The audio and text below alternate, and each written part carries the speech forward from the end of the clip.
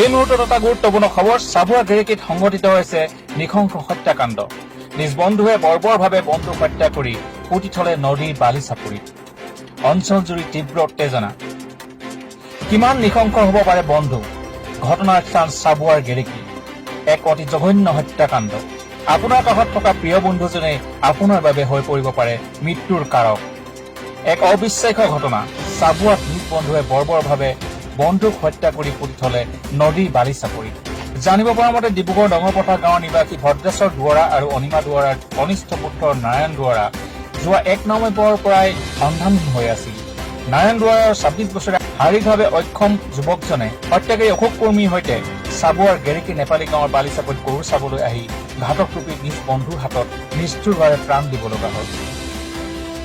লাহোৱাল আৰক্ষী আৰু চাবুৱা আৰক্ষীৰ সহযোগত আজি পুৱাই গেৰেকীৰ বালিত পুতি থোৱা অৱস্থাত খান্দি উলিয়াই নাৰায়ণ দুৱৰাৰ মৃতদেহ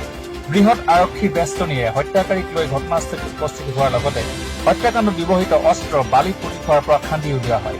ইতিমধ্যে এই ঘটনা সন্দৰ্ভত বন্ধুৰ নামত দানৱৰূপী হত্যাকাৰীটোৱে অশোক কুৰ্মীয়ে কেৱল ধনৰ লেনদেনৰ বাবে এই জঘন্য হত্যাকাণ্ড সংঘটিত কৰা বুলি চাঞ্চল্যকৰ স্বীকাৰোক্তি কৰিছে কেমেৰাৰ সন্মুখত তৰ্ক হোৱাৰ পিছত মোক হাতত কাঢ়ি ল'লে কাঢ়ি লোৱাৰ পিছত লাষ্টত মানে তাৰ চোলাৰ বুটামটো খোলখালে মোক ধৰিছিলে পিছফালে মই ধৰিলোঁ তেতিয়া মানে কুলখন এখাই গ'ল তেতিয়া মই কুলখনেৰে মাৰি দিলোঁ পইচা বিচাৰি আছিলে কি বিচাৰিছিলে মোক ইণ্টাৰেষ্টৰ পইচাটো লাগে বুলি কৈছে তই তাৰ পৰা পইচা লৈছিলি পইচা লৈছিলোঁ কিমান লৈছিলি তাৰ পৰা পইচা 1,80,000 আৰু 1,000 কম তই কিমান ঘূৰাই দিলি তাক মই আপোনাৰ গোটেইখিনিয়ে দিছিলোঁ তেখেতে তাৰপিছত তোক ইণ্টাৰেষ্ট লাগে দিয়া হৈছিলে গোটেই আমি ঘৰৰ পৰা ওলাই আহিলোঁ সি ক'লে ৰমৰীয়া যাওঁ মই ক'লোঁ মোৰ চাবত মোৰ গৰু আছে মৰণা দিব লাগে মই গৰুকেইটা নিবৰ কাৰণে মই গৰু চাবলৈ যাম যে হ'লে মই গাড়ী ঠিক কৰি কিনে নিম ইয়াত ক'লে মামাহঁতে গাড়ী বোলে কাগজ পত্ৰ নাই নাযাব বোলে তাৰপিছতে সি ক'লে যে কি গৰু ক'ত আছে চাম বুলি ক'লে সি তেতিয়া মই ক'লোঁ যে চাপৰি ফালে আছে তেতিয়া পাৰ হৈ আহিলোঁ সেইডোখৰত পাৰ হৈ আহি গ'লোঁ চাই আহি যোৱাৰ পিছত গৰু চাবলৈ গ'লোঁ গৰু চাই ধৰিলে ধৰি কিনে আহিছে ক'ত গৰুখিনি এই ঘাঁহ চাবলৈ ধৰি আছে চাই দেখিছে সেই তাতে গৰু নাপালোঁ তাৰপিছত ই ইয়াত আছে গৰু ক'লে ইয়াক ক'লে কৈছোঁ গৰুটো চাম চিনি নাপাম ই ক'লে যে ই মানে মোবাইল ফোনত কথা পাতি আছিলে মোবাইল ফোনত কথা পাতি ইয়াৰ পৰা মই ফটো ল'লোঁ আৰু গৈ আছোঁ মানে ই দূৰে দূৰে আছে মই মানে গৈ আছোঁ তাৰ লগে লগে তাই গৈ হাতখনত কুলটো জিকাইছিলে গৈছোঁ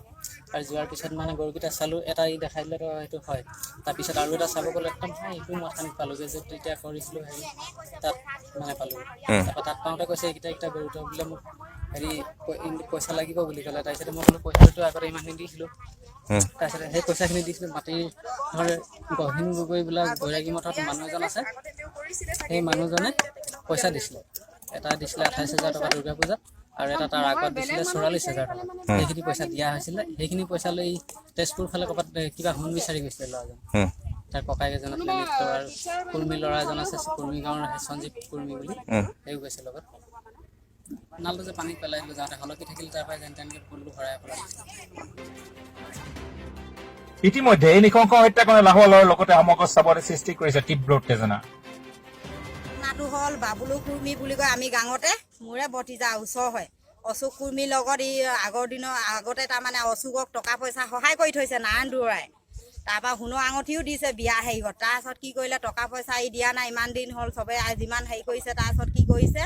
টকাটো এদিন ক'লে আমাৰ ভাইটিয়ে নাৰায়ণ ভাইটিয়ে ক'লে তই দিবি আকৌ আজি 4-5 বছৰ হ'ল মোৰ সুত নাই মূল নাই তোক যে 2,60,000 পইচা দিছোঁ মই বোলে তই ঘূৰাই দিয়া নাই দিবি আকৌ মোৰ ঘৰ বনাব লাগে হেৰি কৰিব লাগে সেনেকা ক'লে তাৰপাছত কি কৰিলে পইচাটো দিম কৈ ল'লে নিদিলে তাৰপৰা আগদিনাখন লৈ গ'ল ক'ত কি আছে বুলি কৈ কিনি গৰু আনিব যাম বুলি ঘৰৰ পৰা লৈ গ'ল তাৰপৰা এদিন মই সুধিলোঁ নাৰায়ণৰ পাত ছিঙিলোঁ ঠিক গৰু বেপাৰ কৰিছিলে গৰু বেপাৰ ইয়াৰ পৰা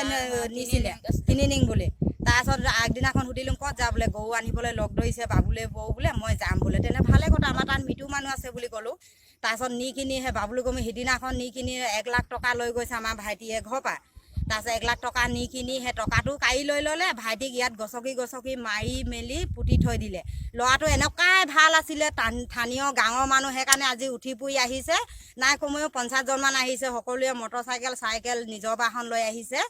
আহি কিনি সহায় কৰিছে মুঠতে বাবুলুক ফাঁচি দিব লাগে বাবুলু কুৰ্মীক ফাঁচি দিব লাগে আৰু আমাৰতো গ'লে তেওঁতো মৰিলে বাৰু কিন্তু বাবুলু কুৰ্মীক ফাঁচি দিব লাগে কেতিয়াও ই আমাৰ সমাজত ওলাই আহিব নোৱাৰিব আৰু সিহঁতক ঘৰৰ মানুহ আমি গাঁৱৰ পৰা উঠাই পঠিয়াই দিম বেয়া মানুহ ইয়াত থাকিব নিদিওঁ কাৰণ কেলৈ থাকিব নিদিওঁ এই লেঙুৰা ল'ৰাটোনো ভৰি এটা নাই বিকলংগ নিজে পাত ছিঙি ঠেলি লৈ যায় হেৰি কৰে সি পাত দিয়ে সি হাজিৰা কৰেহি সেই ল'ৰাটোক কিমান মানুহক সহায় কৰিছে সেই লেঙুৰা ল'ৰাটোকহে চিনি নাপায় আজি যে মোৰ আপোনাৰ কাৰোবাৰ নহ'ব বুলি কথা কিন্তু মানে বিশ্বাসে নাই নহ'ব বুলি মানে নাই গতিকে ইয়াক ফাঁচি দিব লাগে আমাৰ ল'ৰাটো যেনেকৈ মাৰিলে তেওঁ যেন তেনেকৈ শাস্তি পাওক